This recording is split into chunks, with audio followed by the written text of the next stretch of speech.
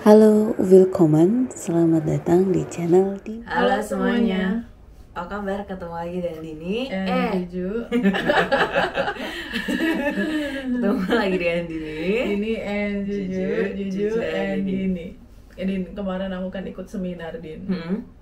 Terus pembicaranya itu agak di luar ekspektasi ya. Oh iya. Karena Di luar ekspektasi berarti pembicaranya wow keren gitu. wow, keren banget. Saking kerennya itu lompat-lompat materinya, Din. Oh, oke. Kalau pembicaranya lompat-lompat sih enak ya dilihat ya, seru, kayak kan penguin happy gitu kan. Jadi gitu. wih, lucu nih Itu gitu. materinya yang lompat-lompat. Jadi kerangka berpikirnya itu nggak sistematis. Akhirnya kita yang mengikuti itu, ini orang ngomongin apa sih kok dari A ke Z, dari Z ke Balik G lagi. gitu.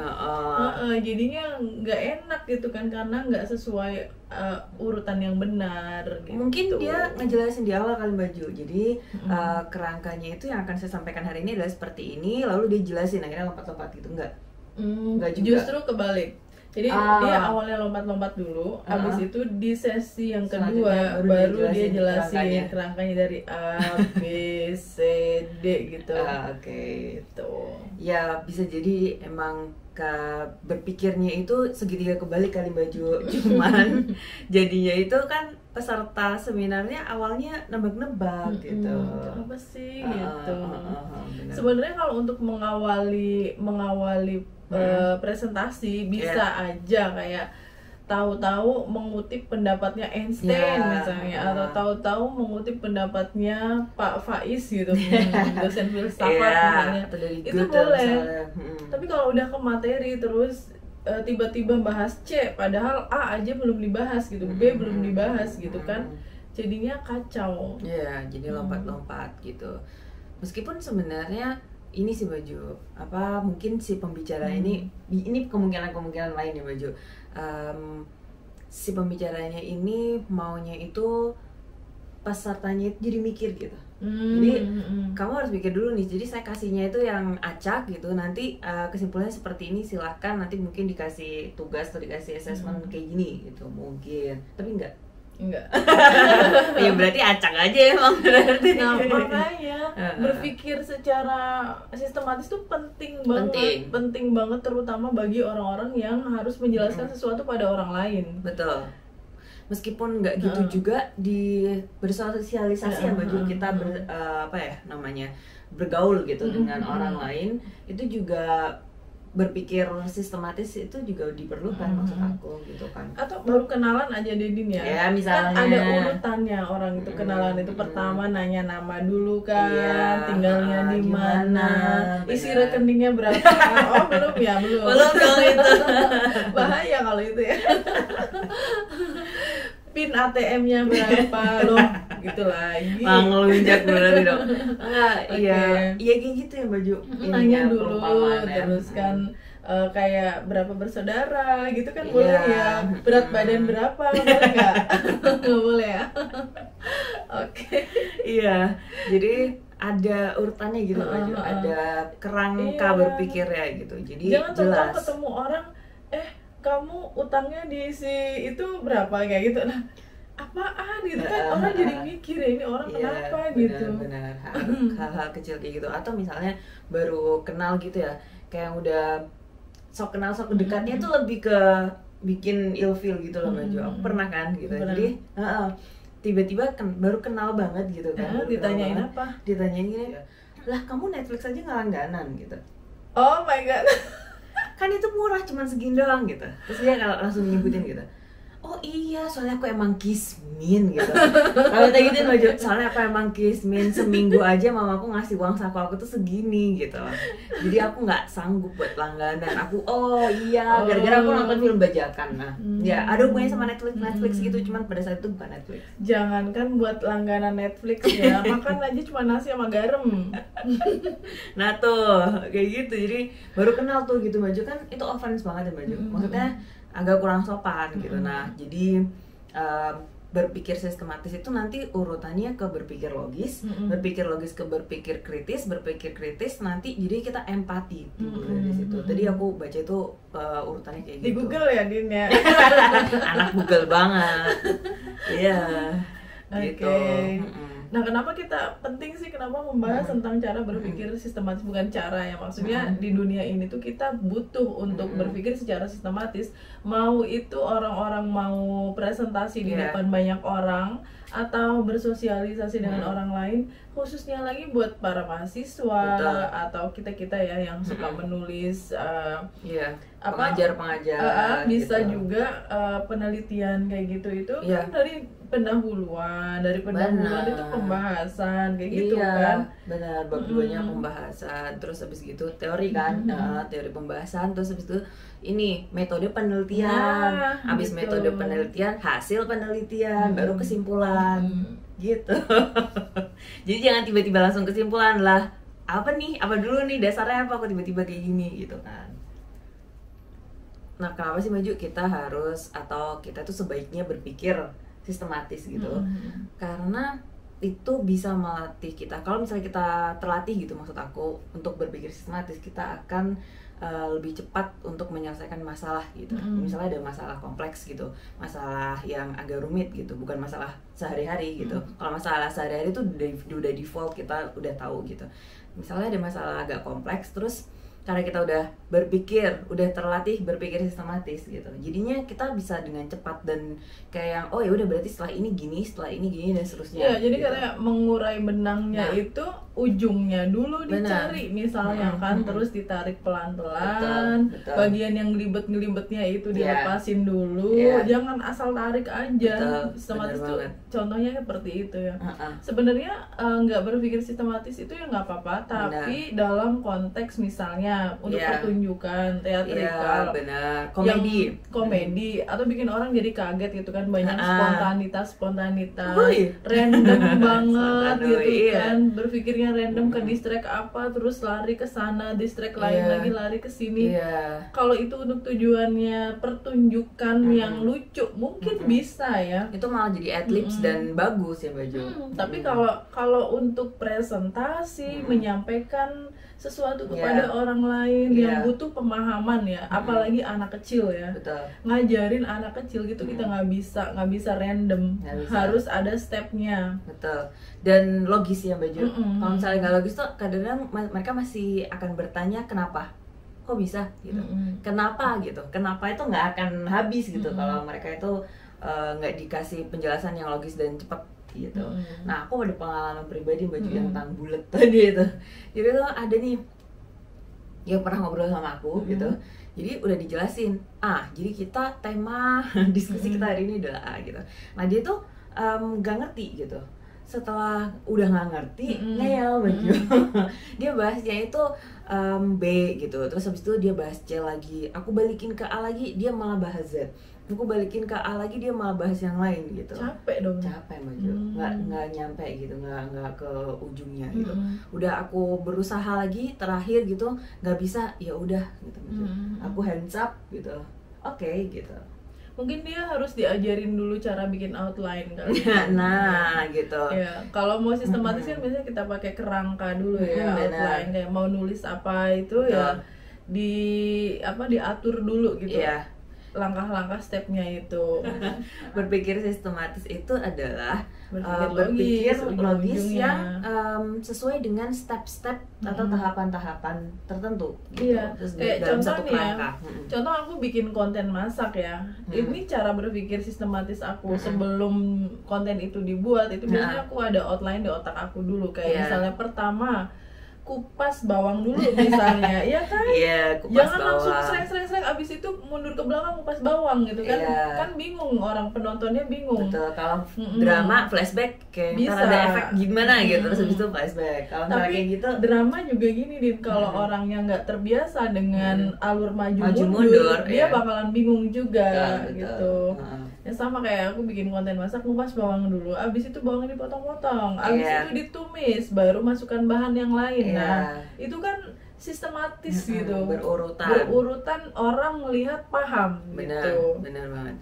Nah, sama juga kayak kita bikin ini ya Baju, gitu kan pasti di breakdown dulu Din, kita bikin outline-nya, kita bikin kerangkanya gitu. Jadi biar nanti ujungnya tuh dapat kayak gitu. misalnya kita bikin definisinya apa sih, misalnya Iya, berpikir maksudnya sistematis apa? itu apa, misalnya itu dulu, kemudian Terus- contoh-contohnya, kemudian misalnya ujung-ujungnya sampai ke solusinya, biasanya Biasanya gitu ya. kan. Tapi kadang-kadang kalau misalnya kita ini juga ada hubungannya dengan tidak semuanya itu harus dipikir secara sistematis Baju.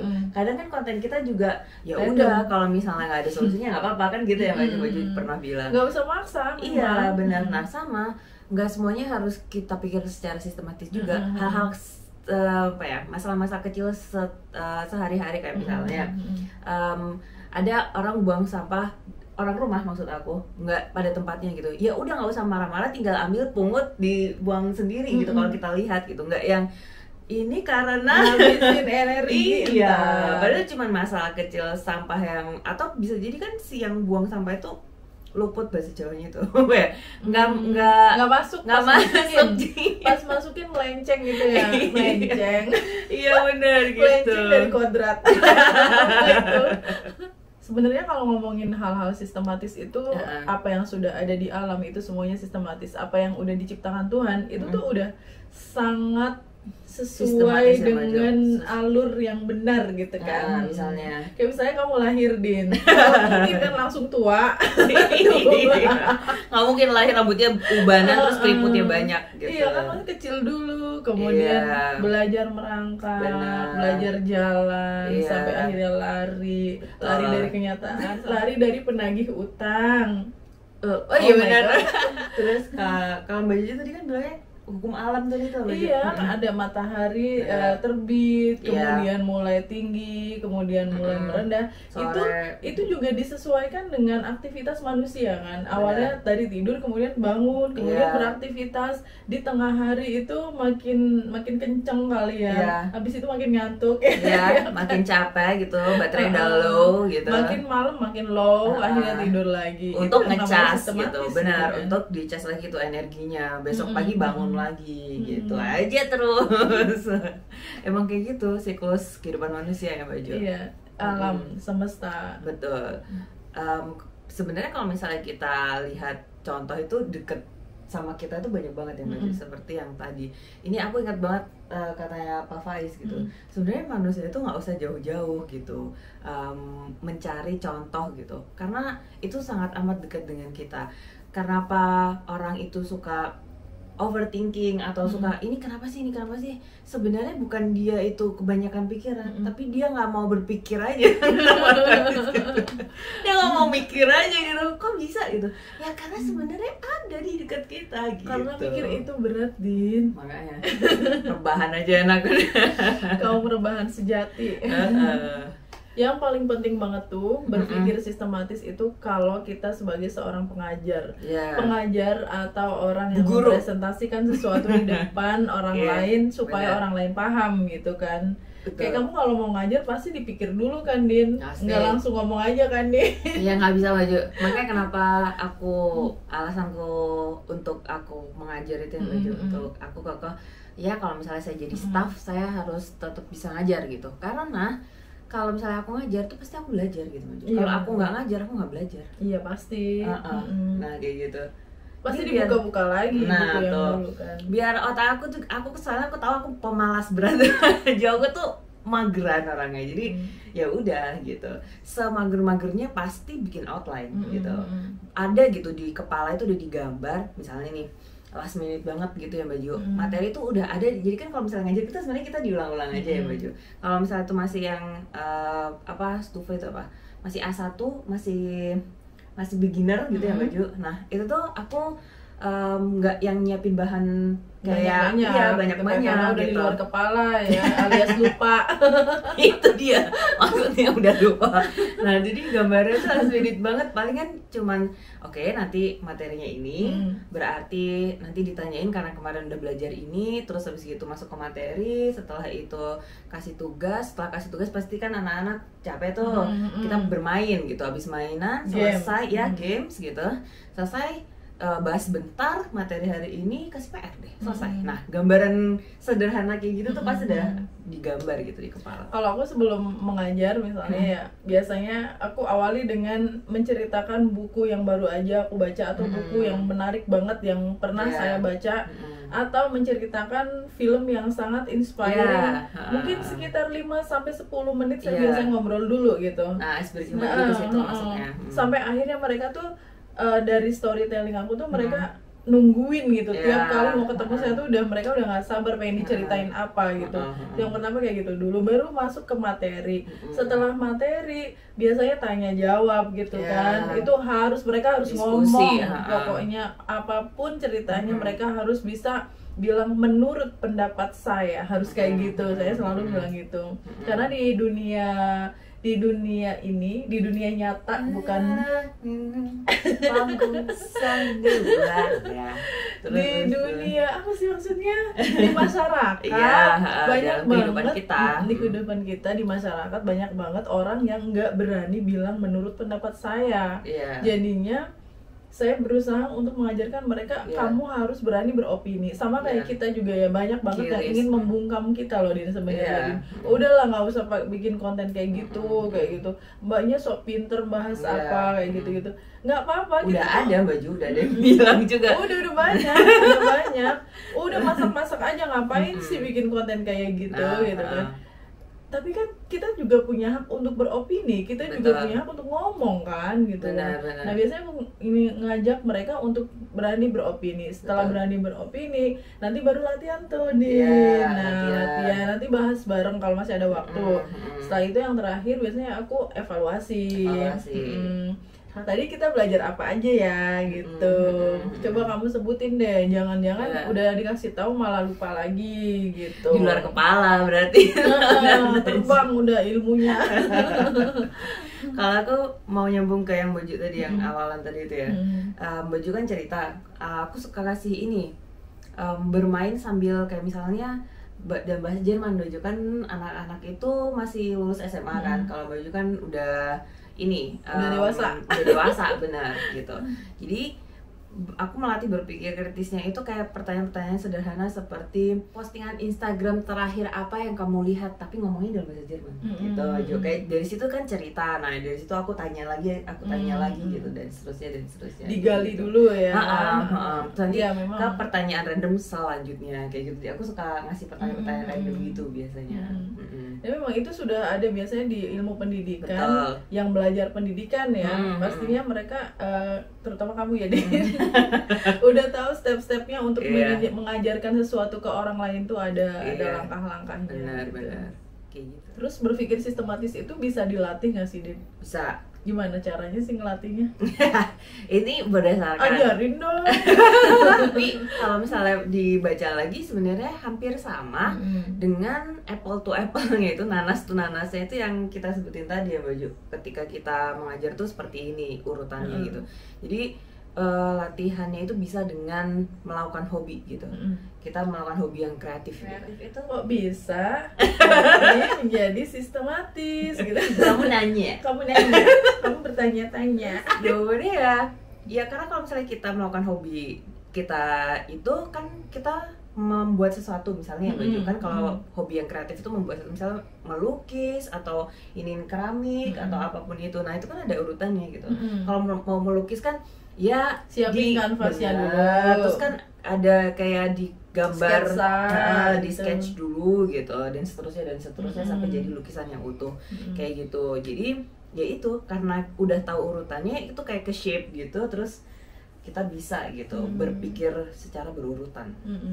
Kayak kemarin pengalaman saya jadi ketua panitia untuk seminar internasional itu juga kalau kita kerjanya nggak runut ya, nggak A dulu baru B baru C sampai dengan Z, itu bakalan berantakan acaranya, lompat berantakan. Sampai aku tuh harus membaca buku tentang seminar internasional dulu, Din. Jadi di buku itu ada persiapannya dulu. Kayak kita harus menghubungi publisher dulu, karena setiap seminar itu kan ada teman-teman dari dosen dan mahasiswa yang mensubmit paper gitu kan. Betul, penelitiannya. core-nya penelitian, core-nya seminar itu ada di publishing. Nah dari situ ada nomor ini kan nanti baju harus apa kayak ISBN-nya gitu kan dari Iya. satu jurnal gitu kan ada ISBN-nya kayak gitu-gitu. harus menghubungi publisher dulu dan yang sudah terindeks oleh jurnal internasional Betul. gitulah, oleh Scopus atau Scopus. atau Web of Science dan sebagainya gitu. Terus setelah menghubungi itu kita menentukan venue, baru memikirkan acaranya akan seperti Iya, apa, betul. menghubungi para pembicara. Nah itu tuh Yes. ada step-stepnya yang nggak boleh miss itu, Din. Benar. Kalau miss sedikit aja berantakan pada saat hari H. Iya, soalnya kan itu udah masuk ke teknis ya baju kalau yang masalah kayak gitu, benar. Dan itu tuh butuh ditulis juga, butuh untuk dibuat outline-nya tadi, Iya, kerangkanya, kerangka betul. berpikirnya. Sama kayak kalau aku tuh di ini baju ujian berbicara bahasa Jerman gitu kan, itu ujian beneran ya, kita tuh juga dikasih sama pengujinya kertas buram untuk menulis gitu baju, menulis poin-poinnya aja gitu. Jadi dikasih waktu 2 menit, 2 sampai 3 menit gitu untuk menulis poin-poinnya biar kita tuh berbicaranya atau expressionnya itu tuh sesuai urutannya yang baik gitu. Di kertas buram itu. Di kertas buram itu karena emang ada teorinya kan. Jadi dinyatakan lulus itu misalnya dapat vollpunkte atau dapat nilai penuh gitu ya. 100 misalnya. Berbicara itu dapat 100 kalau urutannya itu benar kayak gini gitu. Nah, kalau misalnya nggak urut aja itu nilainya dikurangin berapa. Kalau misalnya ada poinnya yang nggak disebutin berarti nilainya dikurangin lagi kayak gitu-gitu. Jadi emang diajarinnya ujian aja ada kerangka berpikirnya gitu. Iya benar. Kertas buram. Kalau kepikiran masa depan yang buram. Masa depan yang suram karena kertasnya buram. Kertas ya yang buram ya. Ya cukup Masa kertas depan aja. harus cerah Oh gitu iya dong. kan. Glowing splendid. Terima kasih ya, cukup ya kita bahas tentang hal-hal Berpikir sistematis secara sistematis dan logis ya. Oke. Terima kasih sudah menonton. See you next time. Bye. Thank you for watching. Cheers.